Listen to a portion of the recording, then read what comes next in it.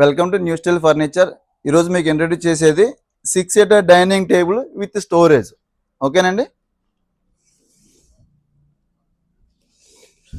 Storage అని చెప్పాను కదా, చూసారా? ఇది డైనింగ్ టేబుల్ బేస్ మట్టి. ఇది బేస్ వచ్చేటప్పటికి పైన వుడ్ వస్తుంది. పైన వుడ్ స్టోరేజ్ కూడా ఈ విధంగా ఇచ్చాడు సార్. లోపల డోర్ ఒకటి, కింద డ్రా ఒకటి.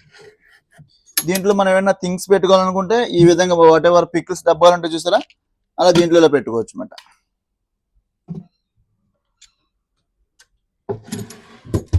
అలాగే టాప్ వచ్చేటప్పటికి marble top with 2D printing మాట. ఇది 2D ప్రింటింగ్.